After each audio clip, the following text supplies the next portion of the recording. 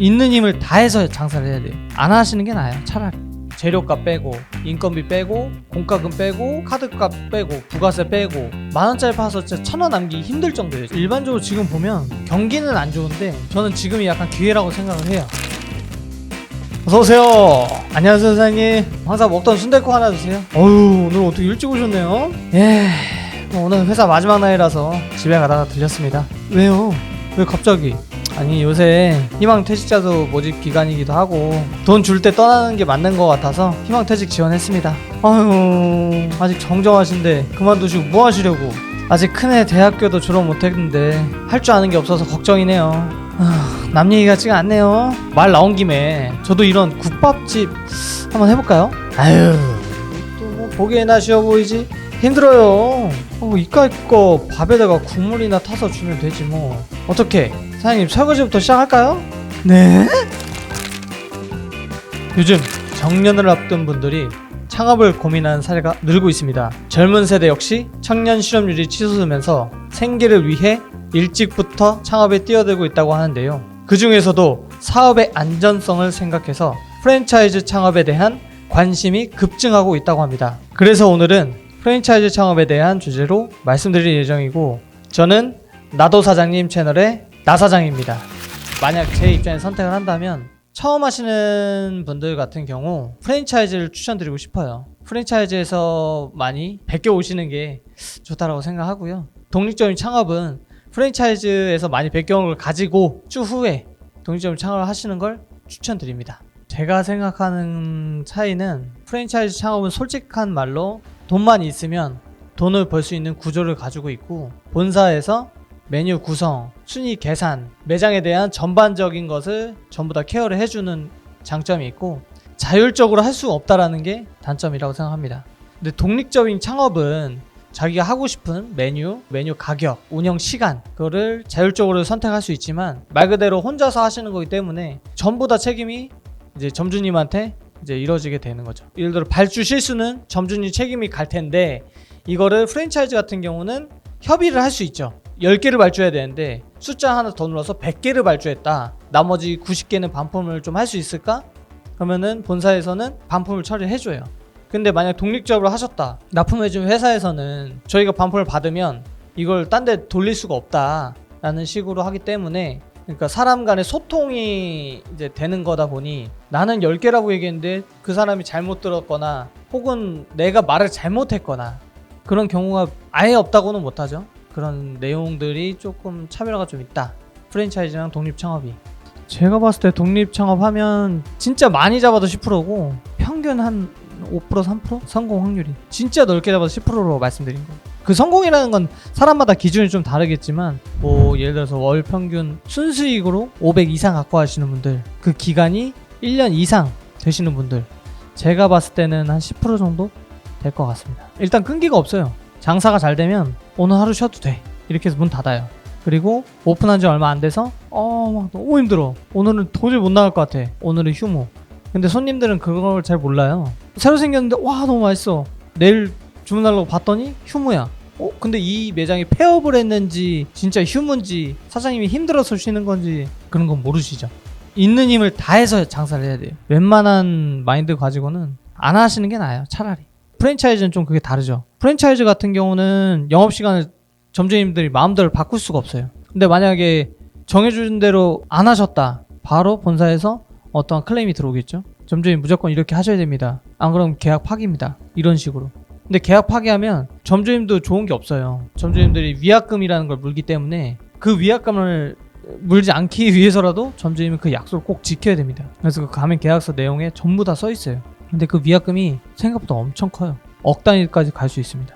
독립 창업을 했을 때 잘 될 수 있는 방법, 일단 첫 번째는 아이템에 대한 컨셉이 되게 중요하다고 생각을 해요. 그리고 가장 중요하고 기본적인 건 맛이겠죠. 맛을 이렇게 3가지 정도를 갖춰 놓으면 그 다음부터는 시장 조사를 하시면 전부 다 좀 잘 하실 수 있지 않을까. 선택 기준이 제 기준으로 말씀드리면 한 3가지 정도 있다고 생각을 해요. 첫 번째는 지인의 추천. 지인분들 중에 유명한 프랜차이즈를 하고 있는데 대박이 났어요. 그럼 너도 이거 해봐, 이런 식으로 하는 지인 추천이 첫 번째고, 두 번째는 N사나 G사 검색을 해서 창업에 관련된 것들을 수집을 하셔가지고 창업을 할 수 있는 방법. 마지막 세 번째, 저는 세 번째가 가장 중요하다고 생각을 해요. 요즘에는 코엑스에서 이제 창업 박람회를 많이 개최가 돼요. 창업 박람회 가시면 진짜 여러 업체가 너무 많이 나와요. 요즘 유행을 따라가는 업체, 계속 발전할 수 있는 업체들, 그런 업체들이 많기 때문에 박람회에 가서 한번 보시는 거를 추천드립니다. 가맹사업, 돈만 벌기 위한 사업을 하는 회사인지, 점주를 조금 생각해서 점주님도 어느 정도 이익을 벌고 프랜차이즈 본사도 이익금을 좀 가져갈 수 있는 구조를 가져가는 회사인지, 그 정도를 좀 판단하는 게 좋으실 것 같고요. 가장 중요한 순수익. 일단 배달업 같은 경우는 13에서 15% 정도 잘 나와도, 근데 홀매장 같은 경우는 20% 정도? 한 5% 정도 차이 날 것 같아요. 배달 같은 경우는 요즘 수수료 관련돼서 이슈들도 많고, 최근에는 경기도 많이 안 좋고 물가는 계속 상승하다 보니까, 코로나 전 그때만 해도 홀은 막 30%, 35% 이 정도 나왔는데 지금은 진짜 잘 나와도 20% 순수익을 좀 얘기하는 것 같아요. 배달 플랫폼은 수수료를 대략적으로 30% 정도를 떼가요. 만원짜리 파면 3,000원을 떼가죠. 홀 같은 경우는 떼가는 게 카드 결제 수수료밖에 없어요. 한 300원 정도 떼가는 거죠. 만원에 있을 때. 그럼 그 차이가 엄청나다라는 거죠. 사실 인건도 많이 들어가지 않아요. 요즘엔 뭐 메뉴이 태블릿 뭐 이런 것처럼 직접 가서 주문을 받는 상황이 아니다 보니까 그런 인건들도 하나 줄고, 또 설거지도 요즘 식기세척기가 다 하니까 인건이 생각보다 예전만큼 많이 들어가지 않아서 수익률이 좀 그래도 차이가 좀 나는 겁니다. 오랫동안 못 뵀던 이제 대표님이신데, 청기어타운이라고 소갈비집을 운영하시는 대표님이 계신데, 그분 밑에서 이제 외식업을 처음 일을 하게 됐죠. 그분의 브랜드를 제가 장점을 보는 건 트렌드 분석을 되게 잘 하신다고 생각을 해요. 근데 그거를 바로 매장에 적용을 되게 잘 시키시고, 인테리어 디자인부터 해서 와인 같은 것도 파시고, 가맹점이 조금씩 계속 늘고 있고, 점주님들이 스트레스를 받는 거를 교육 과정에서 다 컨트롤을 하고, 디자인이나 주방 동선, 홀 동선에 대해서 다 계획하에 움직이는 거기 때문에 점주님들이 스트레스 받거나 그런 경우는 제가 알기로는 아예 없는 걸로 알고 있습니다. 배달 매장은 사실 이제 뭐 저희가 하는 꽉찬 소곱창이나 고가 브랜드들을 추천을 드려요. 왜냐하면 배달 수수료가 너무 높아요. 최소 30%, 만원짜리 팔면 3,000원을 떼가는 상황인데, 재료값 빼고 인건비 빼고 공과금 빼고 카드값 빼고 부가세 빼고 만원짜리 파서 진짜 1,000원 남기기 힘들 정도예요, 지금 상황이. 그래서 만약에 배달 사업을 하신다고 하면 음식 판매가가 좀 높은 것들, 소 내장류나 뭐 아구찜, 뭐 삼겹 배달이나 뭐 족발, 보쌈 이런 게 그나마 제가 봤을 땐 지금 시장이 좀 괜찮을 것 같다고 생각합니다. 그래서 치킨, 뭐 피자 이런 거는 사실 대중적인 음식이기 때문에 점주님들이 많이 오픈을 하시는 경우에요. 다른 이유는 없어요. 그냥 사람들이 많이 찾으니까. 아까도 맨 처음에 얘기한 것처럼 제일 중요한 건 돈이 안 남아요. 돈이 안 남고 엄청 힘들어요. 계속 팔아야 되고 재고 계속 만들어야 되고, 이렇게까지 열심히 했는데 남는 돈이 이거밖에 없어. 지금은 저가 브랜드가 대부분 판매가도 많이 올리고 있는 상황이고, 세트 메뉴를 팔던가 그런 방법으로 객단가를 어떻게 해서든 올리려고 지금 노력을 하고 있거든요. 금액이 이렇게 높은 브랜드 같은 경우는 네이버나 인스타 이런 것들을 많이 하다 보니, 홀 같은 경우는 그런 식으로 광고를 많이 하고요. 배달 같은 경우 객단가가 높은 애들은 어떻게 하냐면 쿠폰을 많이 줘요. 쿠폰 아니면 리뷰 이벤트, 그리고 좀 질 좋은 서비스, 맛, 그 정도가 될 것 같아요.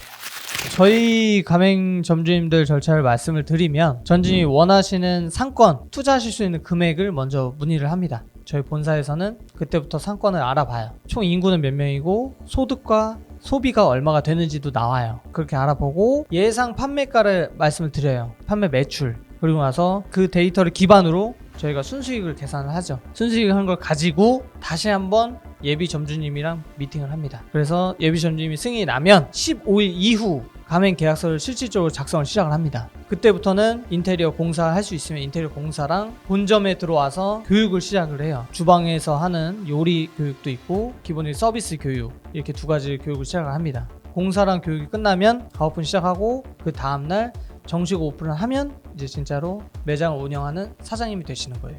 미팅을 예비 점주님이랑 하면 무조건 물어봐요. 장사 잘 되냐, 그리고 순수익은 얼마냐, 몇 프로냐. 퍼센트가 100% 중에 뭐 10%, 7% 막 이렇게 남다고 하면 점주님들이 그거밖에 안 남아요 이래요. 외식업이 그래요. 진짜 안 남아요. 수수료도 너무 비싸고 물가는 계속 올라가고, 코로나 전 때로 비교하자면 오히려 코로나 이후 배달 시장이 더 좋아졌고, 홀 시장 같은 경우는 코로나 이전에 훨씬 좋았죠. 훨씬.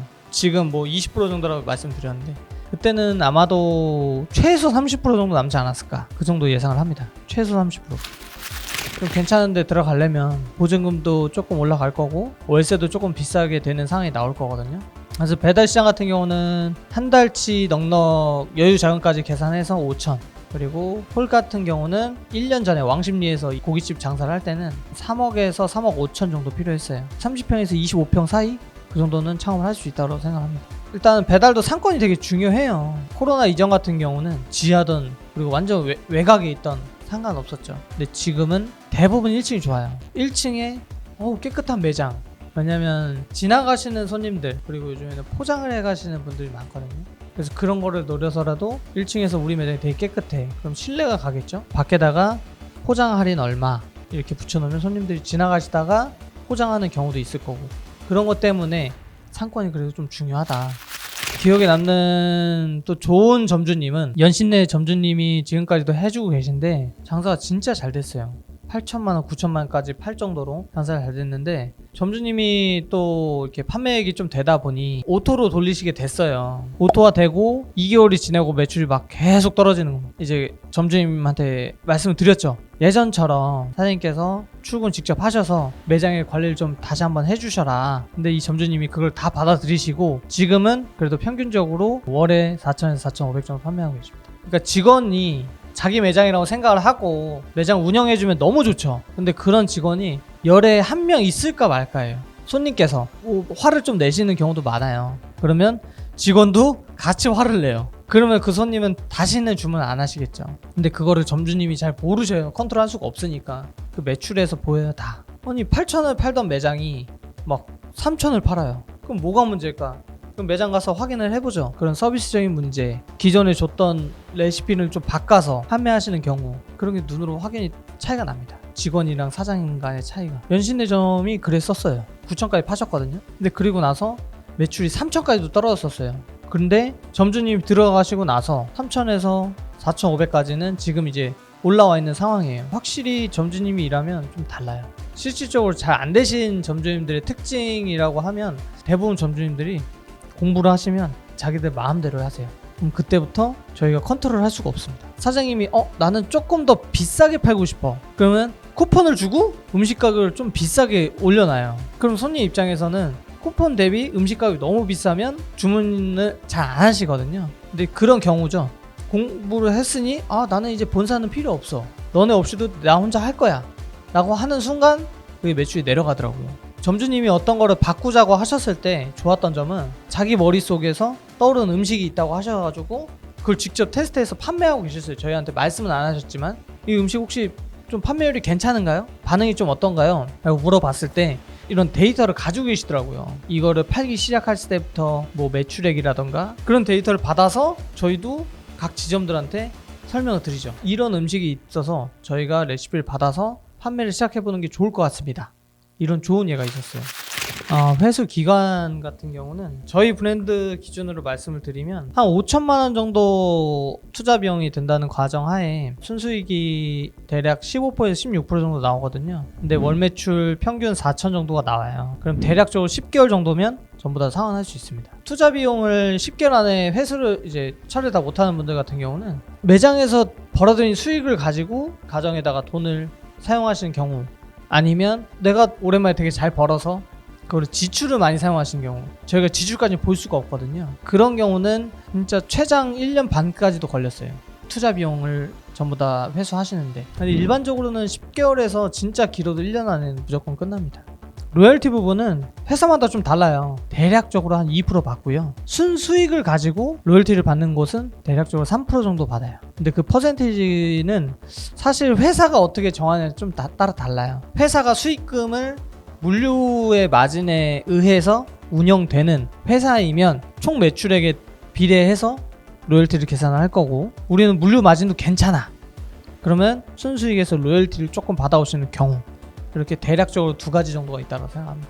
로열티가 없는 회사들 같은 경우는 물류 수익을 많이 창출하려고 노력을 하죠. 로열티를 받으면 점주님들과의 소통도 좀 어렵고, 점주님들이 어쨌건 저쨌건 차익금이 생기기 때문에 로열티라는 부분을 받지 않는 회사들이 많이 있습니다.